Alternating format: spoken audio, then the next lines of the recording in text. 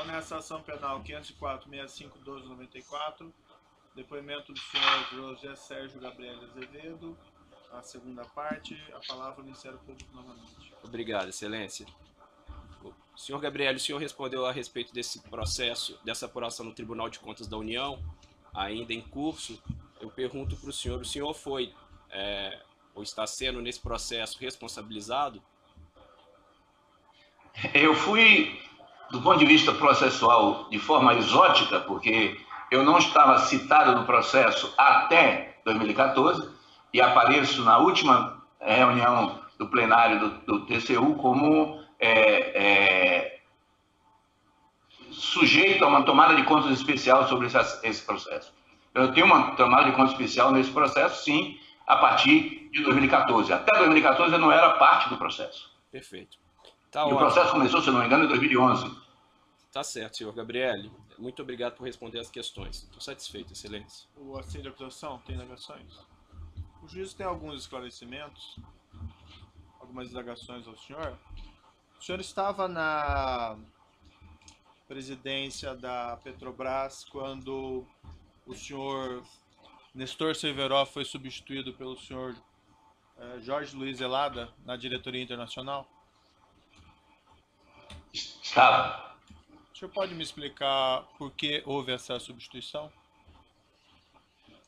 Houve uma decisão do Conselho de Administração de substituí-lo. As razões objetivas do porquê o Conselho quis essa substituição, não sei. O senhor participava do Conselho de Administração? Foi uma decisão do Conselho. É? Eu era parte do Conselho de Administração. E o senhor não sabe o motivo da substituição? Não, na realidade houve uma solicitação dos representantes do governo para haver a substituição. A motivação não foi apresentada e o Zelada era um gerente executivo com condições de assumir a diretoria internacional.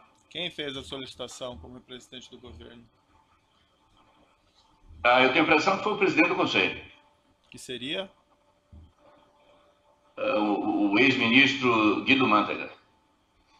Mas o senhor fazia parte desse Conselho de Administração e o senhor não chegou nem a querer saber o motivo, a razão?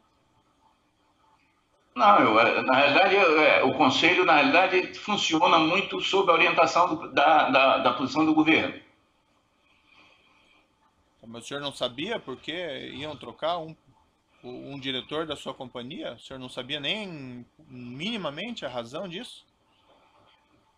Não, na verdade nós estávamos pensando em fazer uma redefinição da diretoria internacional da Petrobras. A discussão do Conselho era tentar diminuir o tamanho da diretoria internacional, uma vez que nós tínhamos mudado a estratégia de buscar uma expansão no refino internacional para expandir o refino no Brasil. E, portanto, havia necessidade de você redefinir um pouco o modelo de organização da diretoria internacional. Haviam, na época, discussões de extinção da diretoria internacional e a inclusão dessa diretoria nas diversas áreas de negócio. Havia a ideia de fazer uma diretoria internacional apenas dedicada à exploração de novos negócios internacionais, mas com certeza haveria uma redefinição da diretoria internacional. Ao redefinir a diretoria internacional, nada mais normal do que alterar a sua diretoria. Mas então a decisão foi do Conselho, do senhor inclusive, então, para trocar? Foi a decisão do Conselho. Eu votei nessa decisão, claro, mas o motivo a iniciativa foi esse, da proposta de mudança... O motivo foi esse, o redimensionamento? Essa foi uma das discussões que nós tivemos. De redimensionar a diretoria internacional. Não houve uma... Eu, particularmente, defendia uma redução drástica da diretoria internacional nessa época.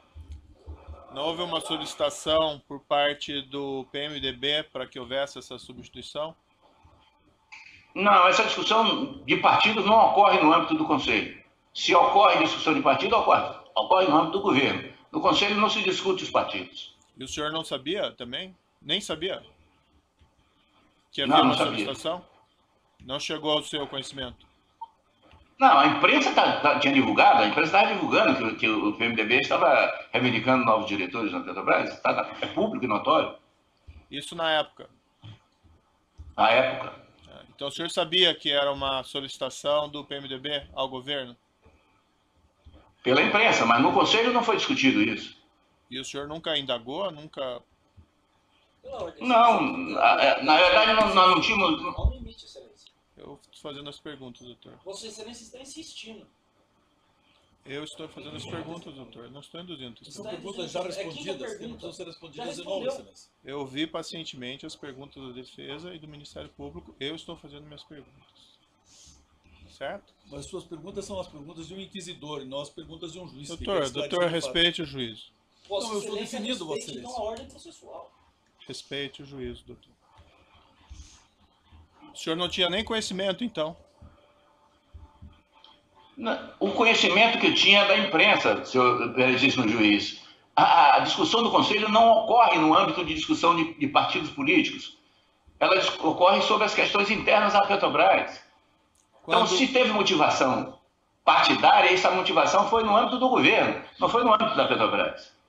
O senhor Nestor Severo, ele saiu... E não interessava a Petrobras discutir a questão partidária. O senhor Nestor Severo assumiu um cargo em seguida em uma subsidiária da Petrobras? Sim, a convite do ex-presidente da BR Distribuidoras, Eduardo Dutra. Ele foi para uma diretoria? Foi para a diretoria financeira. Houve alguma indicação política nesse caso também? Não, houve uma solicitação do presidente da BR, que é o ex-presidente Zé Eduardo Dutra. O senhor falava da refinaria Abreu e Lima. Houve uma aceleração, um plano de aceleração da construção dessa refinaria durante o processo?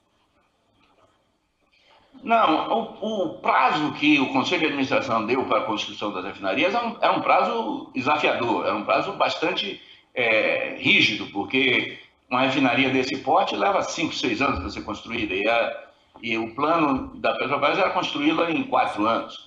A visão que se tinha na época é que o mercado brasileiro, como de fato aconteceu, iria crescer. Como a capacidade de refino brasileira estava esgotada, a Petrobras atingiu aí 95% da utilização da capacidade de refino, ela foi obrigada a importar derivados do petróleo, que afetou o caixa da Petrobras, na medida em que os preços internos dos derivados não acompanhavam todo dia os preços internacionais. Então a Petrobras foi obrigada a importar derivados do petróleo, particularmente diesel, gasolina e QAV, a preços maiores do que vendia no mercado interno, o que afetou o caixa da empresa. Portanto, construir refinarias era uma necessidade.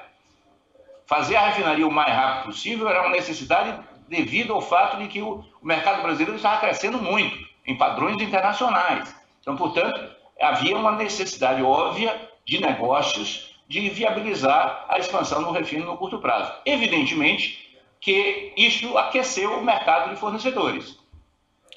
Qual que era o plano original para ela ficar pronta? Se eu não me engano, ela devia ficar pronta em 2014 ou 2015. Não havia um plano para que ela ficasse pronta ainda em 2010? De aceleração? Ela foi lançada em 2006, mas aí ela passou por vários processos. A partir de 2010, 2011, ela retornou à fase de projeto. Ela passou por um processo de, digamos, simplificação das especificações. Ela passou por várias dificuldades nos processos licitatórios e ela, portanto, ela teve vários prazos ao longo da sua vida. E teve alguma expectativa ou prazo para que ela fosse inaugurada em 2010? 2010, eu tenho a impressão que não, porque a decisão de fato sobre o prazo das refinarias é 2008. Eu não acho que a Petrobras definiu que ia construir uma refinaria em 2 anos. Não me lembro agora, mas nós estamos falando de coisa de 10 anos atrás. Eu não me recordo exatamente se o prazo era 2010, mas são geralmente 4, 5 anos para construir uma refinaria. E a decisão foi em 2008. O ex-presidente Luiz Inácio Lula da Silva teve alguma influência ou relevância nessa decisão de construir essa refinaria? Olha, a decisão de construir a refinaria é uma decisão de mercado. Por quê? Porque nós tínhamos 19% do mercado brasileiro de combustível no Nordeste e no Centro-Oeste. A maior refinaria e a única refinaria mais ao norte no Brasil é a refinaria Landulfo Alves, na minha gloriosa cidade de Salvador. Portanto, era necessário construir. Se havia uma necessidade de construir nova capacidade de refino no Brasil, essa nova capacidade deveria ser construída no Nordeste ou no Centro-Oeste, que era onde o mercado ia crescer. Por outro lado, no Sudeste brasileiro, havia excesso de capacidade das refinarias, havia mais refinaria do que a capacidade de consumo dessas refinarias. Então, escolher o Nordeste para definir a refinaria era uma escolha racional, lógica, num plano de negócio, racional para expandir o mercado, a capacidade da Petrobras produzir para o mercado brasileiro de combustíveis. Qual estado dependia das condições físicas. Então, uma das limitações fundamentais para a construção de uma refinaria são as condições do porto, profundidade para chegar petroleiro, etc. Então, isso limitava a refinaria a 3 lugares: Ceará, Pernambuco, basicamente 2 lugares, Ceará e Pernambuco. Então, o senhor só a refinaria no Nordeste... O senhor só não me respondeu diretamente. Eu vou responder. O senhor presidente O senhor me deu um tempo para responder, senhor ministro. Eu vou responder, agora eu tenho que contextualizar. Sim. Não posso responder diretamente. Então, eu estou contextualizando, estou dizendo por que o conjunto das decisões foram decisões técnicas e econômicas. No entanto, houve uma oferta que já vinha desde o governo Fernando Henrique e que se consolida de uma associação com a PDVSA, que é a empresa estatal da Venezuela, que prefere fazer a refinaria em Pernambuco. Consequentemente, isso tinha também relações diplomáticas com o governo brasileiro e com o governo venezuelano. Nesse sentido, o Conselho de Administração, ao fazer a escolha por Pernambuco, ela faz uma escolha levando em conta também essas questões geopolíticas, nas quais o presidente Lula tinha todo o interesse. Então, é por isso que eu estou fazendo a contextualização para responder a pergunta do meritíssimo juiz. Tá certo. São essas questões do juízo. Eu declaro encerrado o depoimento do senhor José Sérgio Gabriel de Azevedo. Senhor Gabriel, o seu depoimento está encerrado.